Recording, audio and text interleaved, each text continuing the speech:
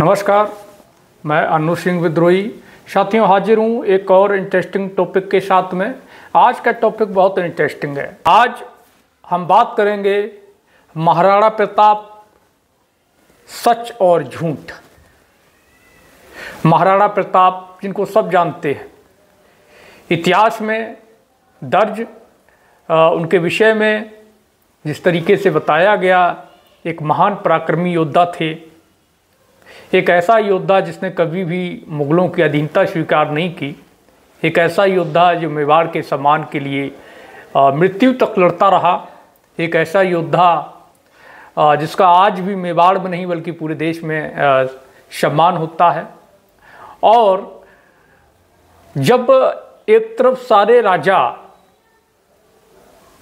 मुगलों के अधीनता स्वीकार कर रहे थे, अकबर के दरबारी बन रहे थे, उसी समय महाराणा प्रताप मुगलों की अधीनता स्वीकारने से मना करते हुए उनके साथ संघर्ष कर रहे थे। तो उस महाराणा प्रताप का मजाक किस तरह बनाया जाता है, और ये मजाक बनाने वाला कोई और नहीं है, खुद को महाराणा प्रताप का वंशज कहने वाले, खुद को महाराणा प्रताप के कुल का कहने वाले लोग उनका मजाक बनाने का काम करते हैं। तो आज हम महाराणा प्रताप, सच और झूठ की पड़ताल करेंगे।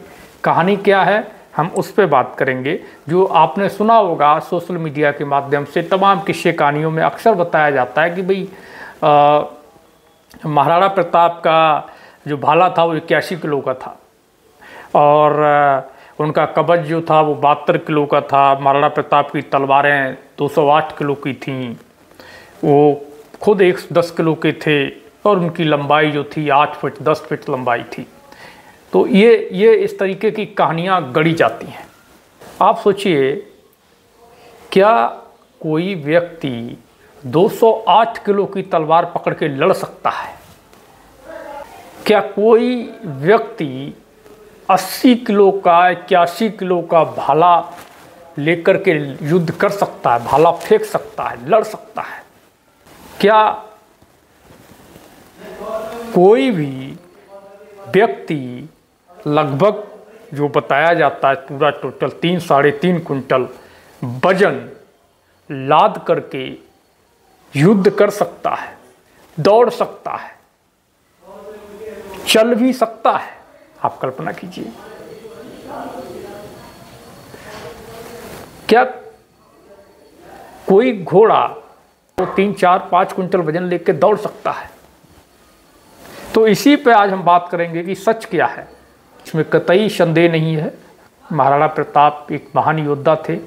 और भी कई कहानियां हैं, जैसे घास की रोटी वगैरह। असल में घास की रोटी जैसा कुछ नहीं होता। घास की रोटियां तो आज भी हम लोग खाते हैं, आज भी खाते हैं ना घास की रोटियां।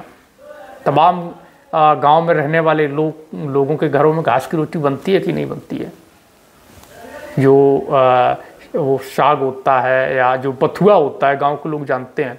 क्या हम बथुआ आटे में डाल करके उसकी रोटी नहीं बनाते? क्या सरसों की जो वो भुजिया नहीं बनती है? मेवाड़ क्षेत्र में एक इसी तरीके की चीज़ होती है जिसको आमतौर पे घासी बोला जाता है, पर वो खाने के लिए ही उपयोग में आती है।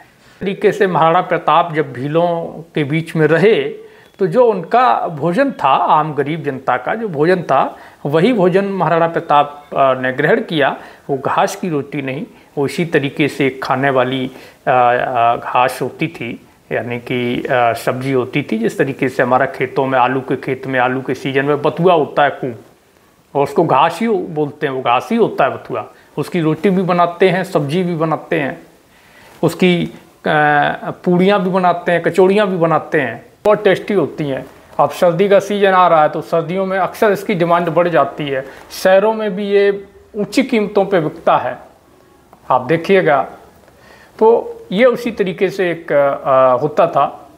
उससे पहले कि हम झूठ और सच की पड़ताल में आगे बढ़ें, उससे पहले हम थोड़ा सा महाराणा प्रताप के जन्म और परिवार के बारे में जान लेते हैं। महाराणा उदय सिंह के पुत्र महाराणा प्रताप का जन्म 9 मई 1540 कुंभलगढ़ के दुर्ग में हुआ था। कुछ विद्वानों के अनुसार उनका मत है कि उनका जन्म जो है पाली के महलों में हुआ था। पाली उनकी ननिहाल थी जो पास में ही है, और उनकी मृत्यु जो है 15 जनवरी 1597 को हुई थी। महाराणा प्रताप की 11 बीवियाँ और 23 बच्चे बताए जाते हैं, जिनमें 5 बेटियां और 17 बेटे थे। कुछ विद्वानों के अनुसार महाराणा प्रताप की 12 या 14 पत्नियां थीं। तो ये उनके विषय में बताया जाता है। महाराणा प्रताप ने अपने जीवन में मुगलों से एक लंबा संघर्ष किया, जिसमें कई युद्ध प्रसिद्ध रहे। हल्दी घाटी युद्ध अपने आप में एक ऐतिहासिक युद्ध के रूप में जाना जाता है, जिसमें एक भीषण संहार हुआ और उसमें महाराणा प्रताप घायल भी हुए और कई जवान उस युद्ध में मारे गए। उस हल्दी घाटी युद्ध का नेतृत्व मुगल सेना अकबर की तरफ से आमेर के कछवा राजपूत राजा मान सिंह कर रहे थे। तो इसके विषय में हम अगले वीडियो में आपको बताएंगे महाराणा प्रताप और उनके बाकी संघर्ष के बारे में। लेकिन हम बात करेंगे झूठ और सच की पड़ताल पर। तो झूठ और सच की पड़ताल में एक तो हमने आपको घास की रोटी का सच बताया, और दूसरा सच हम आपको बताएं एक और चलता है कि चेतक जो था तो चेतक के सूंड होती थी। दरअसल होता ये था कि जो मुगल सेना थी उनके पास हाथी बहुत ज़्यादा थे, और महाराणा प्रताप के पास में हाथी नहीं थे, बहुत कम थे। हाथियों में क्या होता है कि जब उनका छोटा बच्चा कोई होता है, छोटा हाथी होता है, तो वो बच्चे के प्रति उनका मोह होता है। तो एक महाराणा प्रताप की रणनीति होती थी कि वो एक सूंड नुमा उसको मतलब बना के जब युद्ध में जाते थे तो चेतक के चेहरे मुंह पर वो लगा देते थे कि वो सूंड के आकार का, ऐसा दिखता था कि जैसे सूंड है। तो हाथी जो होते थे तो उसको अपना छोटा बच्चा समझ के उस पर हमला नहीं करते थे। तो ये एक रणनीति हुआ करती थी जो सभी राजा अपने अलग अलग तरीक़ों से अपनी अपनी रणनीतियाँ अपनाते थे। तो चलिए, एक तो ये हो गया झूठ और सच की पड़ताल में। अब आगे हम बढ़ते हैं। तो आगे जो मुख्य पड़ताल है 81 किलो का भाला, 80 किलो का भाला। तो इस पे आगे बढ़ने से पहले हम आपको पहले कुछ सुना देते हैं। सिराजी कहिए। लोग इन्हें युवराज कहते हैं, तो महाराणा प्रताप के वंशज हैं।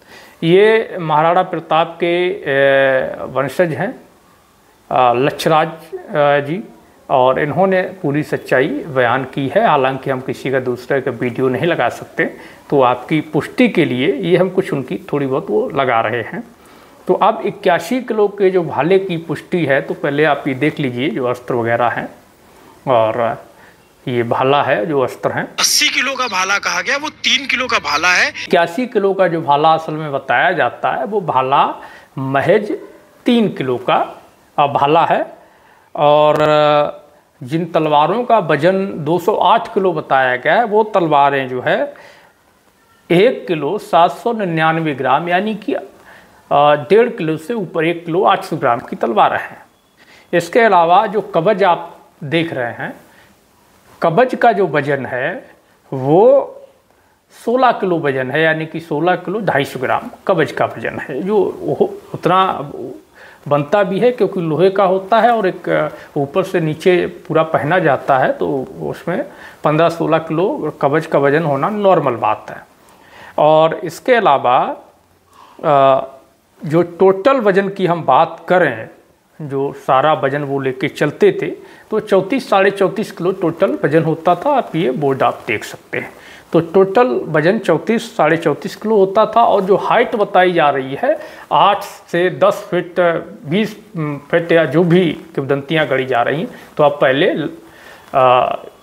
इनसे लक्षराज जी से सुन लीजिए। अख्तरबंद, टोप और कवच जो वीर शिरोमणि महाराणा प्रताप धारण करते थे, उससे जो है वो हम लोगों को भी अंदाजा लगता है कि उनकी कद जो है वो 5.5 फीट के आसपास से 6 फीट के बीच में जो है वो होनी चाहिए।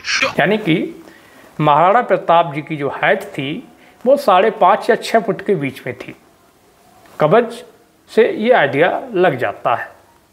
तो कुल मिलाकर के आप देखिएगा कि 81 किलो का भाला, 208 किलो की तलवार, और कितना 70-80 72 किलो ये का 74 किलो का 1 कुंटल का कवच, और महाराणा प्रताप का 10 किलो का वजन, और ये सब चीज़ें चेतक सूंड वाला था, घोड़ा था, और उन्होंने घास की रोटियाँ खाई। तो ये सारी चीज़ें सच और झूठ की पड़ताल में क्लियर होती हैं। कुछ लोग इतने धूर्त होते हैं जो इस तरीके से प्रोपेगेंडा रचते हैं जिससे उस महापुरुष का, उस नायक का, उस वीर का अपमान होता है जिसके विषय वो प्रोपेगेंडा रच रहे होते हैं। मिलते हैं फिर अगले एक इंटरेस्टिंग टॉपिक पे। उससे पहले आपसे अपील है कि मेरे चैनल को सब्सक्राइब कर लें, नोटिफिकेशन को ऑन कर लें, कमेंट में अपनी प्रतिक्रिया दें, वीडियो को शेयर करना ना भूलें। धन्यवाद।